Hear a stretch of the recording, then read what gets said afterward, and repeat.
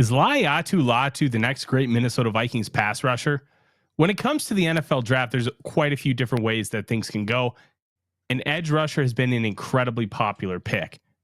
Laiatu Latu has been the most popular draft selection for the Minnesota Vikings so far through 5 weeks. What is he good at? Why would he be there? And is there something that could cause him to potentially go undrafted? We're going to break it all down here on the latest episode of SKOL Search.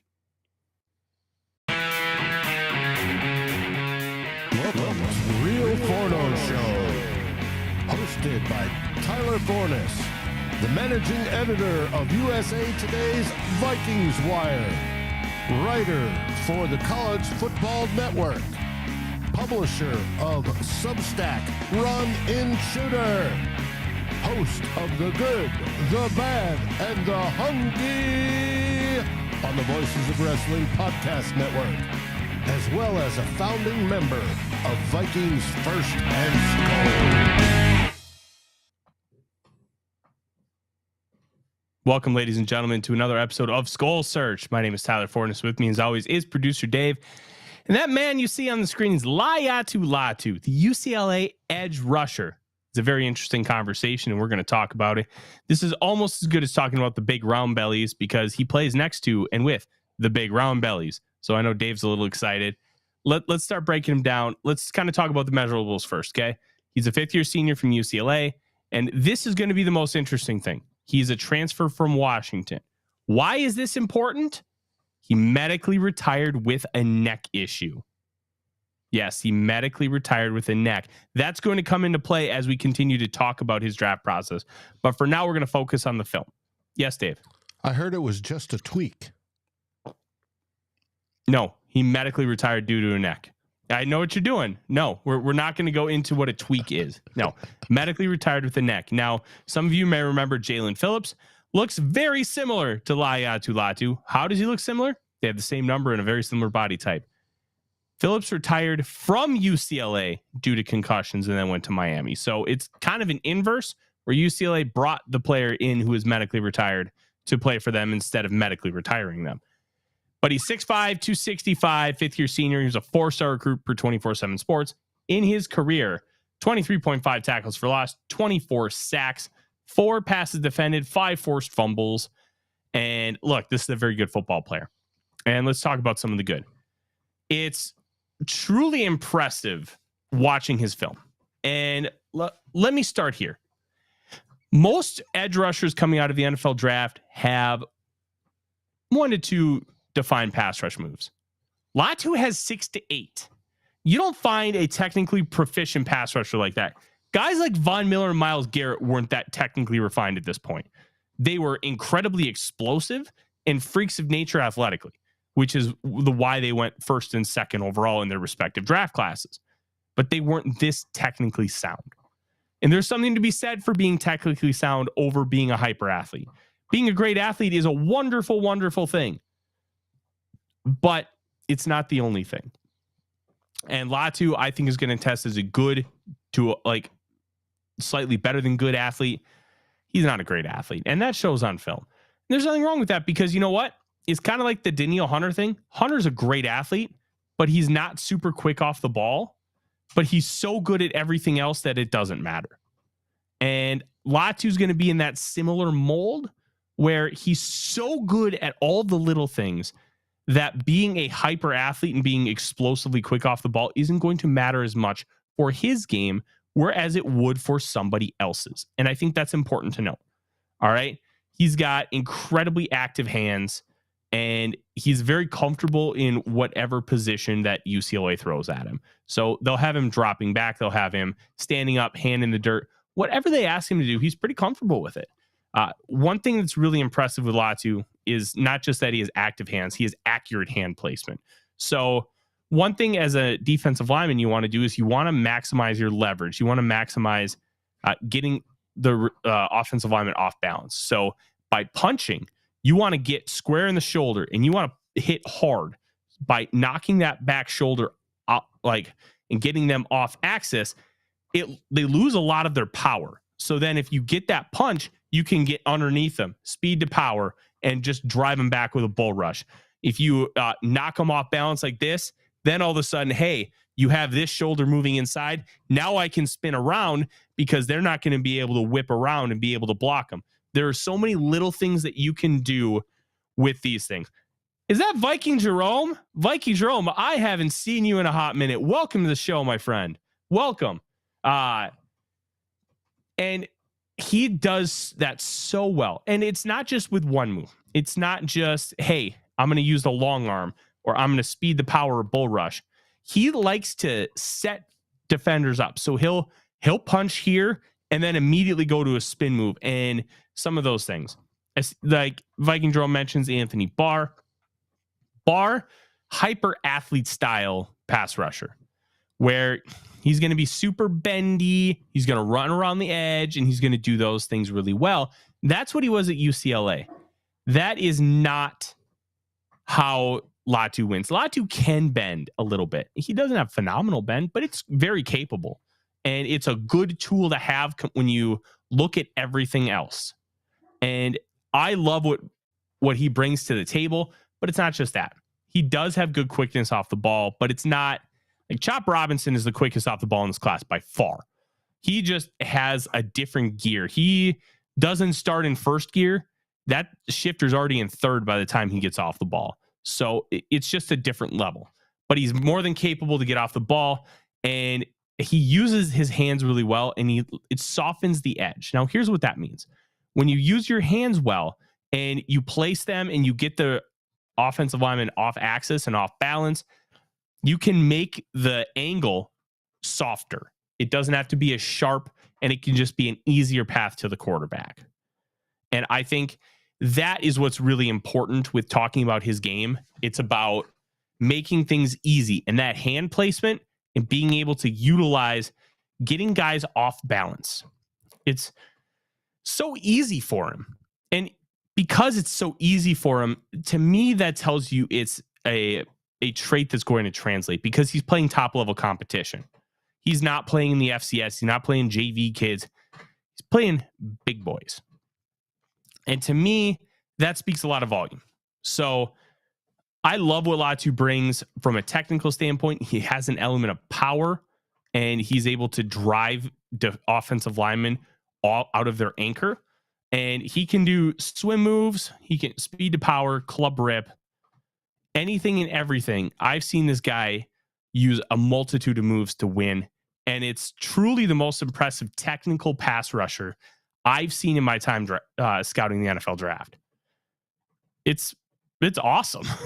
Dave, I don't know how you feel about the technical side versus the pure athleticism, but I'm a big fan. Well, you can always win with technique. If the technique's sound, you can win. I had a coach teach me that a long time ago, that as a lineman, you can defeat another lineman that's 100 pounds heavier than you are if your technique is sound and you use it properly. That's the same thing with defensive ends. If his technique is sound, he's taking his footwork correctly as he steps into that tackle or whatever it is, he has multitude of moves he could use. You talked about the punch and turning the shoulder, spinning the shoulder. You forgot that's the perfect spot to either come up and rake that inside shoulder as it comes to you, or swim over the top. Those are also moves that can be used in that same situation to defeat that tackle. And that tackle might see him come in, do that, and then spin. And then the next time when the tackle's playing a rep and he does that, the tackle's now going to overcompensate for that spin. Well, if he overcompensates for that spin, gets his arm caught and then pushed over, the tackle twists on the way, and Latu gets to the quarterback. And if he's got those many things mastered already, like he sounds like he does, he's a no-brainer for any team not to want, not to want him on their team. Every team is going to want, hey, we could always use a very, very good edge rusher, and this kid is one. Question is, like you said earlier, the medicals and where he falls in the draft and who takes him. Yeah, it's going to be a really interesting process to really have that conversation, because I don't know how many teams are going to love the fact that he's a technical guy versus an explosive guy. And we're going to have more conversations about his draft stock later because of what I mentioned earlier in the show. Let's talk about some negatives. And we're not going to talk about health as a negative because we don't know it, but we know enough to have the conversation of, hey, if this looks like this, then we'll do this. One of the things I really liked about Latu was he had some quickness in short spaces. If you get him moving in the open field, he's a lumberer. He does not move super fluid, super clean, and he's not fast. So that is a problem. And that needs to be looked at from multiple perspectives. I like Latu, but if he has to do any kind of dropping or, hey, I need to run and chase, it's not his game. So he needs to really stay in condensed sets. Excuse me. I had heard Odie made me go on a walk with him. And I had heard or read on different scouting reports on Latu that you are correct. He's not going to be a guy that's going to trail a wide receiver, but he could play a little bit of zone in the flat and then be effective playing zone, at least interrupting the pass, which is what you're wanting to do, or making the tackle if the receiver has, the good fortune of catching it. Yeah, it's interesting to kind of see the difference between quickness and overall speed. And Delton mentions that, hey, it means he has a low ceiling. I'm not going to go so far as to say he has a low ceiling. I don't necessarily think that's the proper verbiage, but I understand where you're coming from, because the best pass rushers have this super high athleticism bar. And when you have that super high athleticism bar and you don't meet it, it can be easy to be like, hey, I just don't think this guy is going to be an elite level pass rusher. I'd say this. Geez, all I got is I took a breath and there's an Odie fart. My goodness. Oh, boy. Gas. Yeah, no joke. So to me, the difference between Latu and most of the guys that I believe, Delton, you're alluding to is this. Latu is technically superior to almost everybody that could be grouped in that bucket because he wins with 6 to 8 moves and they're proficient. That puts him on a different level. It puts him ahead of the curve. It's like moving a 5th grader back to 3rd grade and having them take the standardized tests. He already knows what he's doing. He already knows how to handle himself. He understands how to link together moves, counter moves, setups. He already has that so proficient that I think you still want to have that elite athleticism, but it's less of a factor for him if he has a relative athletic score of like 7.5 than it would be for somebody like you mentioned, Kenny Willekes. It's not going to matter as much because of how technically sound and proficient he is. And how much will it matter later on? That's a great question. I think that's where the debate is. What is that true ceiling? I don't think it has a low ceiling, but I think his ceiling would be lower than a Chop Robinson because of that elite level athleticism and get off the ball. Maybe you get like 85% of what Chop Robinson could potentially be, but I think the floor, because of his technical proficiency, is going to be significantly higher because he knows how to win multiple ways. How would you compare him to DJ Wanham?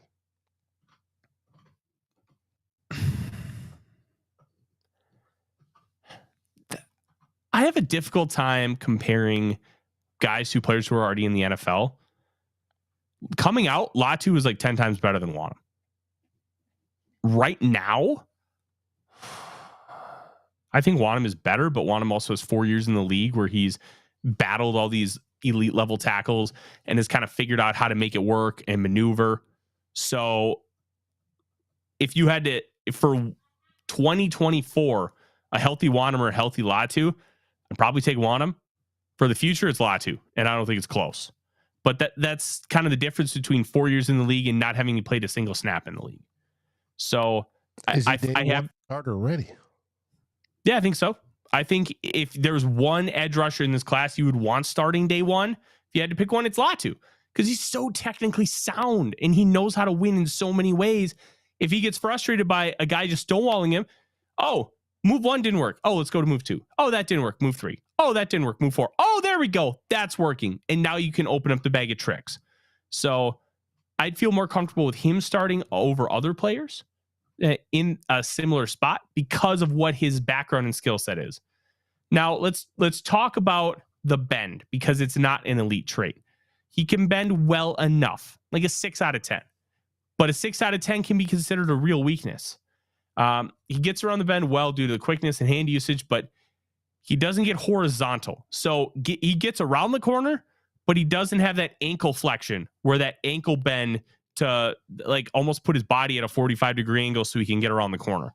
That's not his game, and he's not going to be able to win consistently with that. And that's going to hurt him to an extent, because that gives you a bag in your toolbox to be able to take care of that. And if they don't have to worry about you bending around the corner, well, guess what? Then they play you completely differently, and that's just one area where you can't take advantage of. Like that stuff all matters. Now we have to talk about the elephant in the room. He retired due to a neck injury. I don't know enough about this. To me, I can't really say that he is for sure a guy that you have to take off your board or if he's completely clean. But if you medically retire from a neck, that's a problem. I will say, though, in the world of professional wrestling, neck injuries are incredibly common. A lot of these guys, like pro wrestling is kind of like a car crash in a similar way to what the NFL is. They have neck fusion surgery. They're back in a year. I don't know what his neck looks like. It could be way worse than anything wrestlers have had. There are plenty of wrestlers who can never wrestle again. Tyson Kidd broke his neck on a muscle buster from Samoa Joe. Never wrestle again. Big E took a nasty suplex on the floor, broke his C1. The C1's like up here. It's not even like on your neck. It's like in your head, essentially. He may never wrestle again. But if you're talking C4, C5, C6, those are significantly easier to fix for long-term health and to be able to function in either the NFL or professional wrestling. So I don't know enough about it. I don't know if there's any kind of arthritis, degeneration of the discs and cartilage. There's too many what ifs. And Viking Jerome mentions, hey, he had neck surgery. He absolutely did have neck surgery. To my understanding, it was a minor procedure in comparison to what a neck procedure could be. And he came back within a year. He was just fine. Never had any issues since. I don't believe he's going to have any more issues. We haven't heard of him having to have any more issues. So I'm fine with it with Hunter. I just don't know about Latu. And that not knowing, it's really tough, Dave. It's really tough. And because of that, I have no idea if he's going to even be a draftable prospect. I just don't know. But let's talk about the grades based on the film, not including the medical data, because I don't know. And because I don't know, I can't quantify it. So I can only give you the numbers based on, hey, I believe in this guy. I believe that this guy is really good. He's a good football player, and he can do a lot of things for you.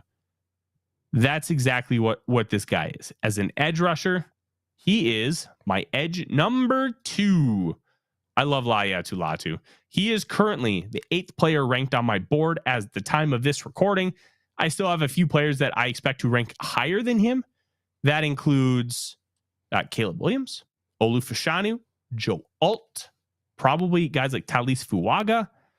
There's going to be a few players that surpass him. So he'll probably finish around like 12th, which would be right in the range of the Minnesota Vikings. If they are comfortable with him as a pass rusher, which I don't see why not. Brian Flores has worked with plenty of guys who are more technicians than explosive athletes. And I can see me completely fine with that. I will say, is that something Kwesi will be fine with? I don't know. We also don't know what they'll believe with the neck. they actually just let go their head trainer a few weeks ago. So who knows what the new head trainer is going to think? There's going to be a lot of questions surrounding Latu, but we're going to have answers. Answers are going to come from the scouting combine. And once we get those answers, we're going to truly understand what his draft stock is. Right now, I think 11 is fair. I think it's a fair spot. And Delton's like surprised at 8th. You got to remember, the way I construct my big boards is different than everybody else. I don't stack a player until I have a final grade. So right now, my big board is 39 players because that's how many I've watched in full. So I don't have guys like Olu Fashanu, Joe Alt, Caleb Williams. They're not on there yet. I'll get there. Offensive lineman, I'm going to watch late because we don't have a significant needed offensive line.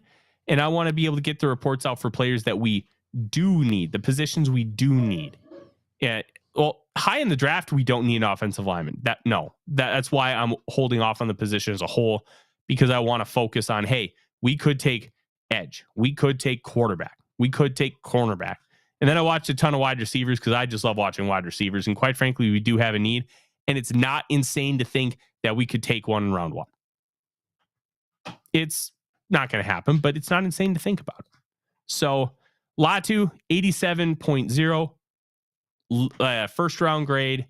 He is currently 8th on my board. The only guys ahead of him in order: Marvin Harrison Jr., Drake May, Terrion Arnold, Chop Robinson, Malik Neighbors, Jaden Daniels, Romo Dunze. Good football player? We'll see. Well, where do you think he's going to fall in draft order? And I know we do mock drafts, consensus across the board to figure out where players are put and in what tiers. What tier is he falling in? Top 10, middle third, bottom third, second round? Where? I think 11 to 20.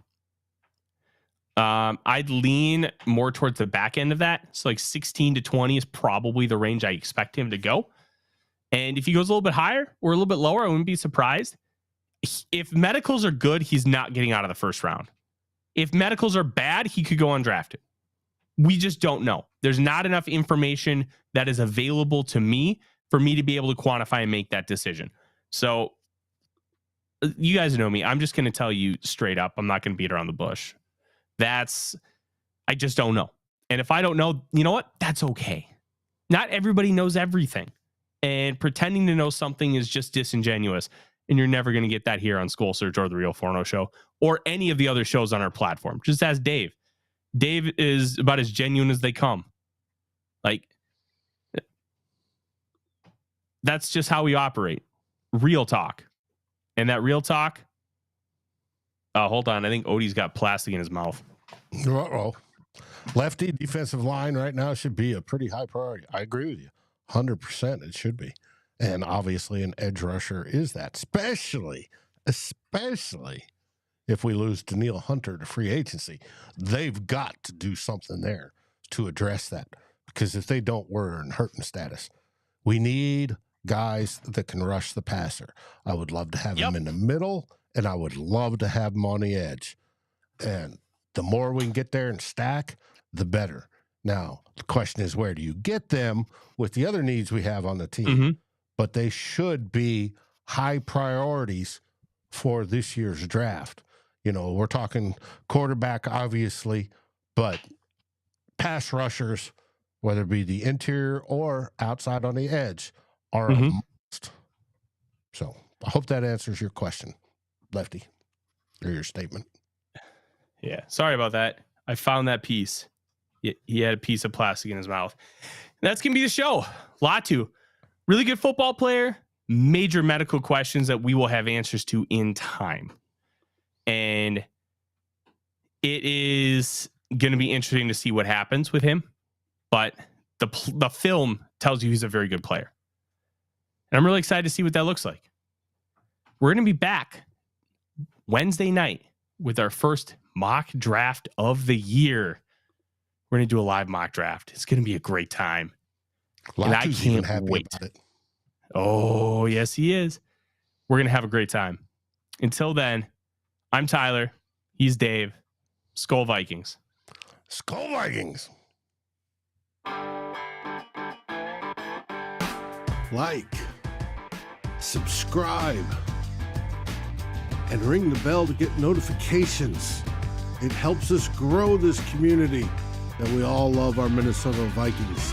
And on behalf of Tyler Forness and myself, Dave Stefano, thank you so dearly for watching the Real Forno Show.